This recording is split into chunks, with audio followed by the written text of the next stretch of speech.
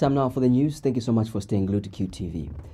The headlines. President Edgar Lungu has launched the construction of the $449 million Kafulafuta water supply system project in Masaiti district, which will benefit over 1 million people.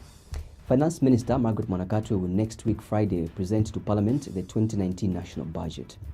Green Party President Peter Sinkamba says a difficult task lies ahead for government in the implementation of the social security, health and education sectors programs in 2019. Here now is the news in detail. Republican President Edgar Lungu has launched the construction of the $449 million Kafulafuta water supply system project in Masaiti district, which aims to improve water supply in Ndola and surrounding towns of Luanshya, Masaiti and parts of Mpongwe on the Copper Belt. Speaking during the groundbreaking ceremony for project, President Lungu says it's disheartening to see how people, mostly women and girls, in particular in rural parts of the country, trek long distances in search of water. He says the scenario where women and children rise up early in the morning to search for water in distant places should be reversed by bringing water right at their people's doorsteps. President Lungu says the Kafulafuta water supply project is therefore timely. He notes that water remains a key development agenda as it plays a critical role in the country's socio-economic development. The head of state says the PF government has demonstrated unwavering dedication to accelerating universal access to clean and safe water, as well as access to sanitation in the Vision 2030 by targeting 100% access of water and sanitation. He says the Kafulafuta project is just one of the many interventions which his government has embarked on in addressing the water supply challenge in the country. President Lungu says the project will result in the improvement of quality and quantity of raw water for treatment and use in Ndola, Luanshya and Masaiti. He further states that once completed, the project is expected to produce 125 million cubic meters of water, which will result in increased supply hours to beneficiaries. He adds that the numerous jobs will be directly created during the construction and more jobs expected to be created post-construction in other industries which will benefit from improved water supply. President Lungu says other benefits to be accrued from the project include improved health outcomes and increased business opportunities for social contractors and suppliers of goods and services through the 20% policy, meaning that there will be an injection of $1 million or $61 million in the economy. And Water and Development Sanitation Minister for Dr. Dennis Wanchinga says over 1 million people will benefit from the project by accessing clean, safe water closer to their homes. Speaking earlier, Chinese ambassador to Zambia, Li Ji, says China will continue working with the Zambian government by implementing a number of projects to benefit the Zambian people. He also used the occasion to dismiss assertions that China has taken over ZNBC, ZESCO and the Kenneth Kaunda International Airport. Vice President Inongawina says the top management at Zampost has been put on suspension to pave way for investigations into the misapplication of social cash transfer funds. Mrs. Wina has told Parliament House that this is in order to allow investigative wings and auditors to conduct the investigations before criminal prosecutions can commence. Meanwhile, the Vice President has justified President Edgar Lungu's statement during the official opening of the third session of the 12th National Assembly that the social cash transfer program has been a success. Mrs. Wina says President Lungu was correct and clear how successful the social cash transfer program has been in the country. Mr. Speaker, the President, Mr. Edgar Lungu, when delivering his address was absolutely correct and very clear on the social cash transfer. There is no justification for taking away that part of the speech because social cash transfer has been a success. And it will be implemented and is still being implemented. It's only that we have had this hurdle. Mr. The Vice President was responding to Mazabuka Member of Parliament Gary Nkombo, who wanted her to expunge President Lungu's suggestion that the social cash transfer program was successful, when in fact not, in viewing of the donors' decision to freeze aid to the social cash transfer program. Mr. Speaker, the President, Mr. Edgar Chagwalungu, when delivering his address to Parliament, was absolutely correct and very clear on the social cash transfer. There is no justification for taking away that part of the speech, because social cash transfer has been a success. And it will be implemented, and it's still being implemented. It's only that we have had this hurdle. Mr. Finance Minister Margaret Manakatwe is next week on Friday, 28th September 2018, expected to present the 2019 national budget to Parliament. This comes as some cooperating partners have frozen aid towards the social cash transfer and the education sector budget support, citing financial irregularities. In a statement made available to Q News, Ministry of Finance Public Relations Officer Chileshe Kandeta says the budget formulation process is now in the final stages. Mr. Kandeta says the expenditure estimates and revenue measures for the 2019 national budget are being refined, and that the Minister of Finance will be ready to present the budget next week on Friday. He says over the last 4 months, the Ministry of Finance has been conducting budget consultations and facilitating policy dialogue with all stakeholders and the general public through the country. Mr. Kandeta adds that to ensure that broad consultations with stakeholders were attended, the ministry held provincial consultative meetings at which members of the general public, private sector, civil society and other non-state actors were invited to make proposals on tax, and other developmental and fiscal policy proposals for consideration in the process of formulating the 2019 budget. Opposition Green Party President Peter Sinkamba says the implementation of social security, health and education sectors programs will be a difficult task for government in 2019 if the donors who have cut their funding to the country do not rescind their decision. Mr. Sinkamba says the freezing of aid to the country by the United Kingdom, Sweden, Finland and Ireland will affect the 2019 national budget and subsequently the social sectors. He has advised government to engage the cooperating partners and see how best the issue can be handled, as it is affecting the majority poor Zambians who depend on these funds. Mr. Sinkamba says being stubborn will not help the situation, but that government should humble itself and accept that they have erred.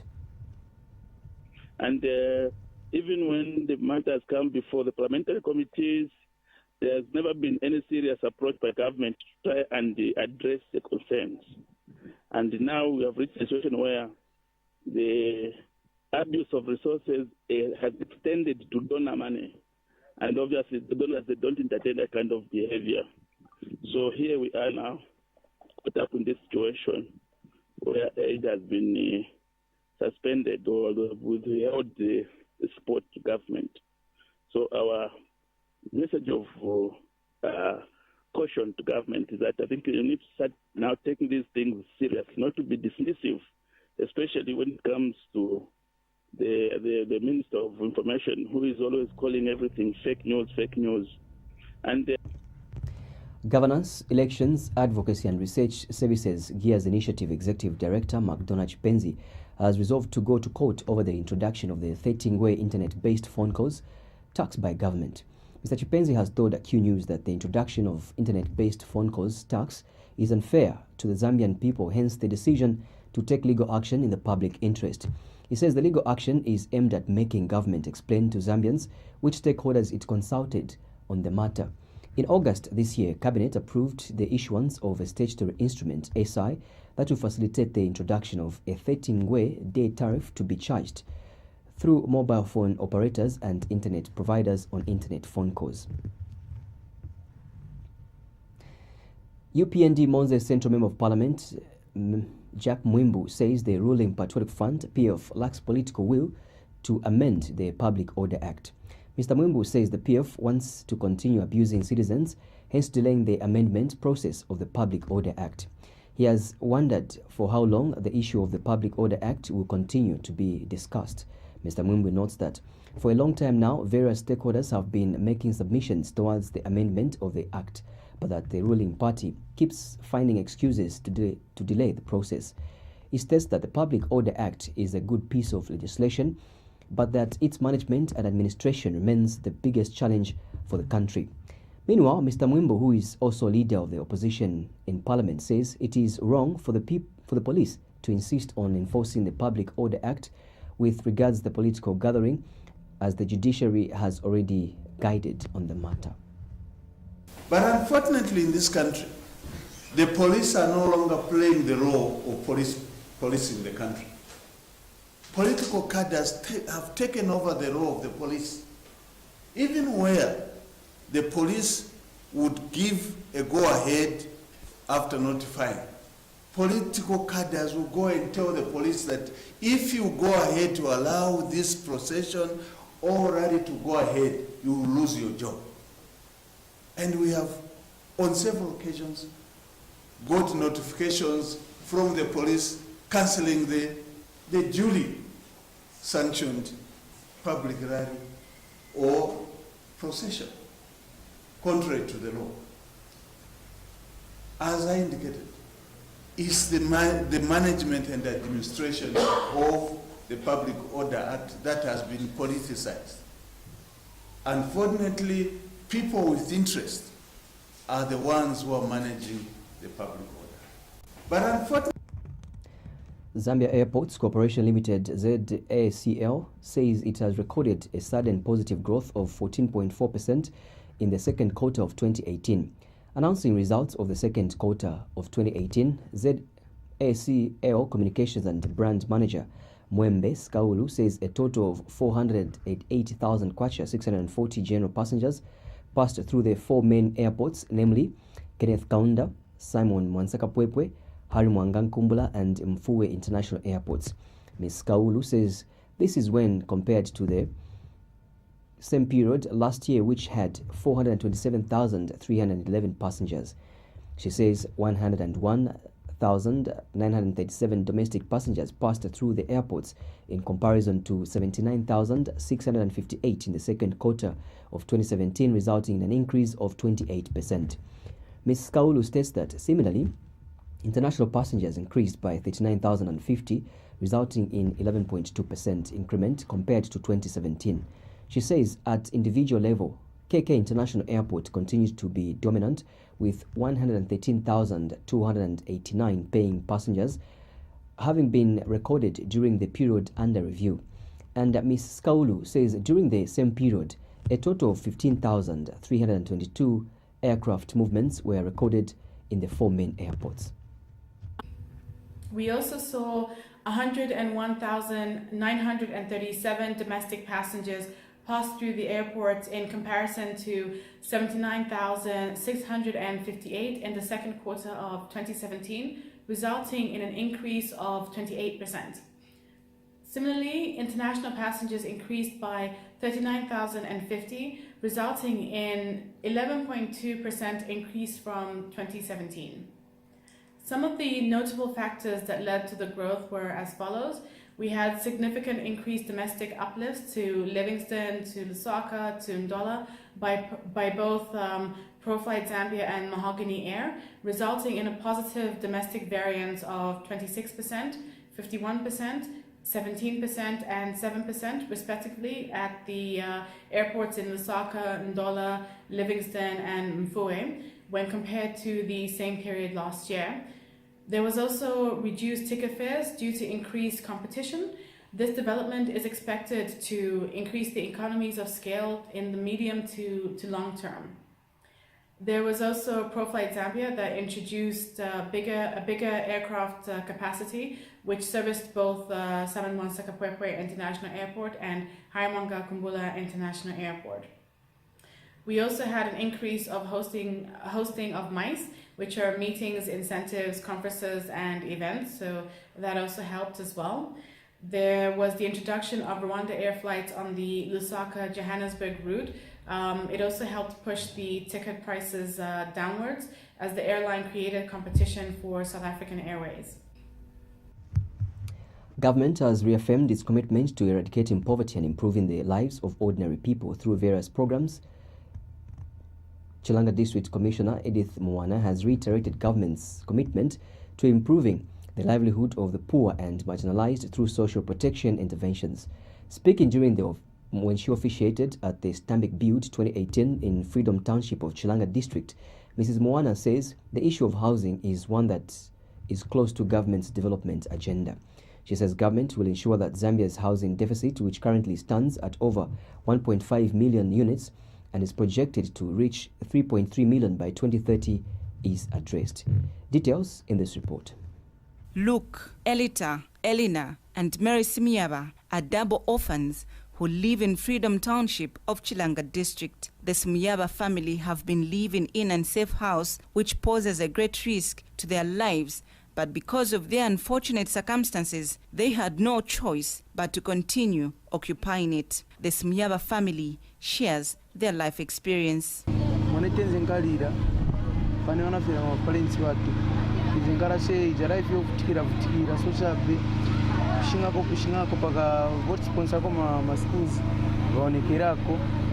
And then nyumba ntenze nkala muza nze nyumba shako bati ovutikira mala tasali mushe mvula ekaloka manzi yange na mnyumba and then ambuya na beve babwera bafa after ambuya bafa na beve so sabe ambuya wanafa last year in July pa 3 July so paniona fa ambuya na beve nasara na dadi adadi tangara nawo so sabe vutikirako so sabe adadi nawo babwera bafa wanafa June pa 9 so ngemwe tinkalira so sabe kuvutikira Life for these children have not been easy, especially that their relatives, some of them living within a proximity of 5 kilometers, have neglected them.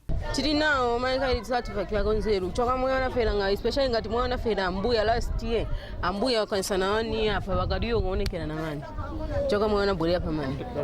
although some well-wishers are sponsoring these children with education, but they also deserve to own a decent, durable, and adequate shelter. Stanbic Bank, in partnership with Habitat for Humanity, have offered to construct a decent house they can call their home. Because we see these conditions every day, it is easy to see them and recognize them as normal. But there is nothing normal and nothing usual about the conditions in which our people live. We need to open our eyes and see the state of hopelessness, the state of despair. Habitat for Humanity Zambia Board Chairperson Brighton Piri and Stanbic Bank Chief Financial Officer Mwindwasia Kalima says development such as decent housing plays a pivotal role in eradicating barriers to opportunity that might have been part of a family's life for years. We as Habitat for Humanity Zambia aim to work with other key partners to fast-track the construction of decent housing for the less privileged within our communities. We believe that the strongest partnerships are forged on shared values, which is why we are proud to be partnered with Habitat for Humanity on a project of construction of 10 dwelling houses in low-income areas across Zambia in the next 5 years. Speaking when she officiated at the Stanbic Build 2018 in Freedom Township of Chilanga District for Luke Simuyaba and his 3 sisters, Chilanga District Commissioner Edith Mwana is happy that Habitat and Stanbic Bank are changing the lives of many families in need of decent and affordable housing.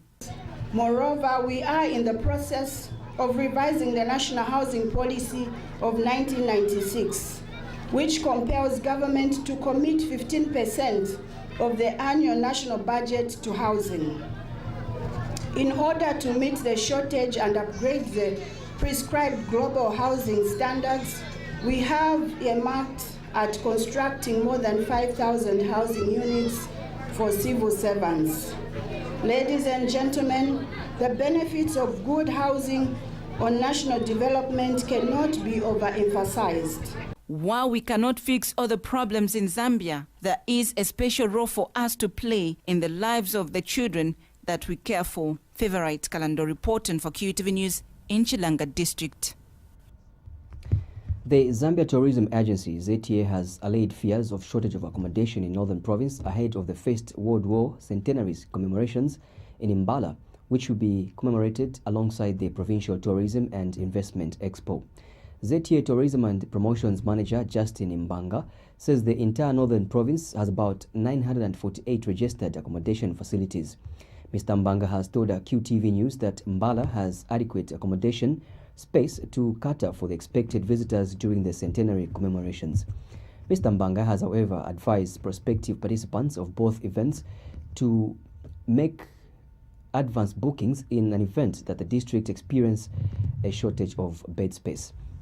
There are fears that Mbala may experience a shortage of bed space in lodging facilities owing to the inadequate lodging facilities compared to the number of visitors expected in the district for the commemorations.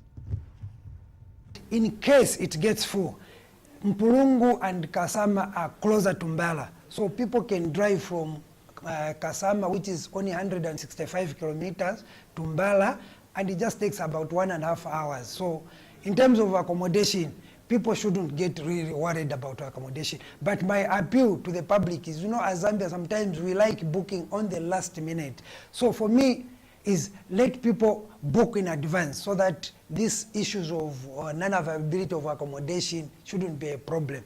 But Pulungu has got better facilities. Even Mbala has got a lot of lodges that have come up. So in terms of accommodation, people shouldn't get so worried. They should only have to book in advance. In case Mbala will host the centenary celebrations as it is believed that the First World War ended in Abercorn, now Mbala, and the firearms used by the German army were dumped in Lake Chila upon receiving information that the World War had ended.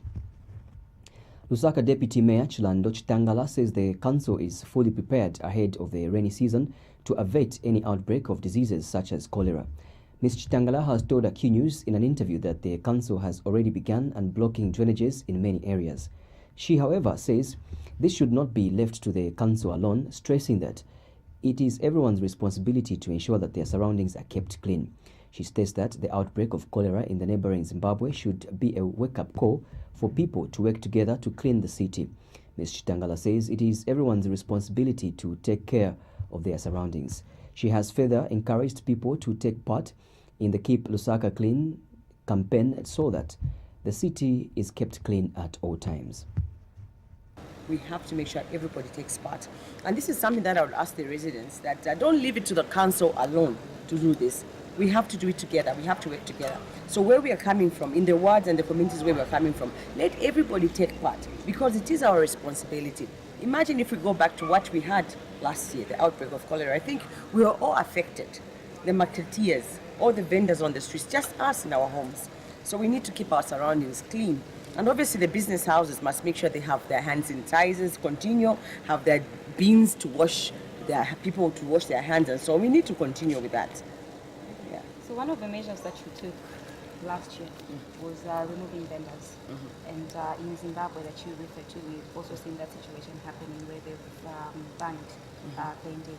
But we have a situation where vendors have slowly started coming back into the central business district. Yeah. How about that? Yes, that is true. It's been a challenge the last few months, but I'll be honest with you. What has led to the vendors running back is because our markets have taken a bit longer than expected. We have to make sure. Bank of Zambia Deputy Governor in charge of administration, Dr. Tukia Kankasa Mavula, has implored the financial institutions in the country to continue investing in financial technologies. Dr. Mavula notes that this will result in digital financial inclusion for all, thereby reducing poor financial wellness, and increased financial insecurity.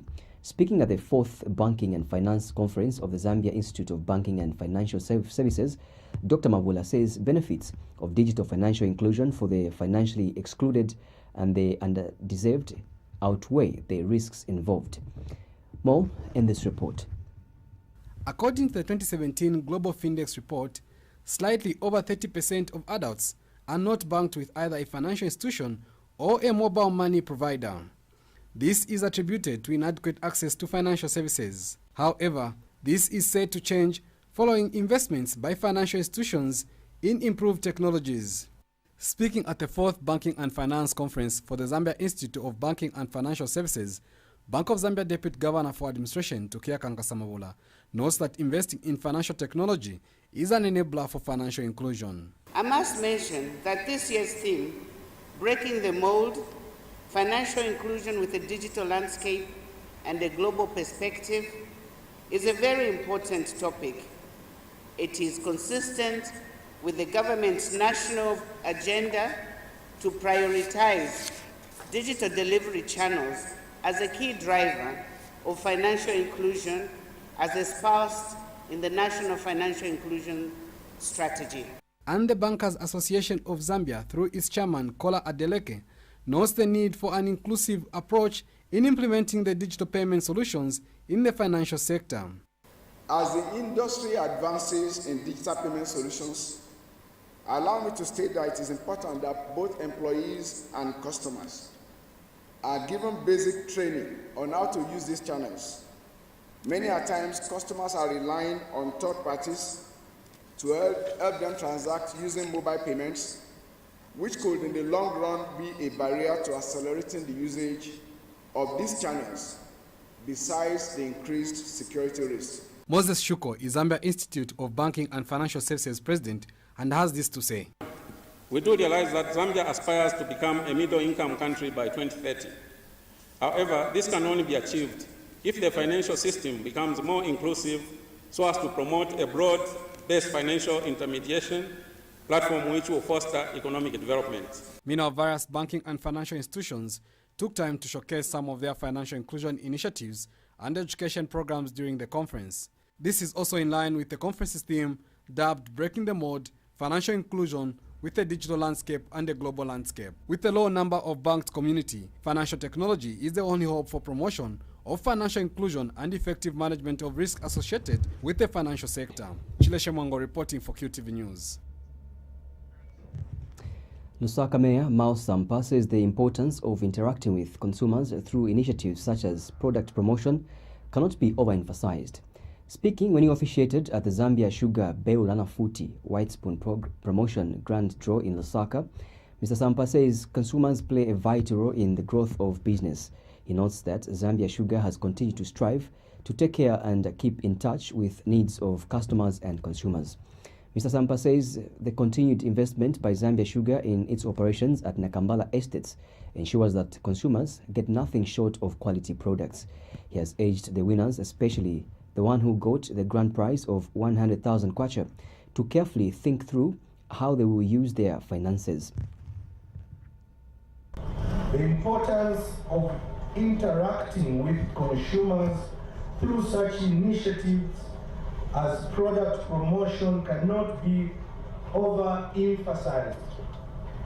It is easy to sometimes take consumers for granted and yet expect them to support the business to grow. It is thus gratifying to note Madam Acting Managing Director and Finance Director, Ms. Faith Mukutu. It is thus gratifying to note that Zambia Sugar is cognizant of the fact that consumers play a vital role in the growth of a business and has continued to strive to take care of and keep in touch with the needs of consumers and customers. Speaking at the same event, Zambia Sugar Acting Managing Director Faith Makutu says consumers form the most important part of the company's stakeholders and that the grand draw is one way of appreciating the support it has enjoyed from consumers from the time the company began its operations.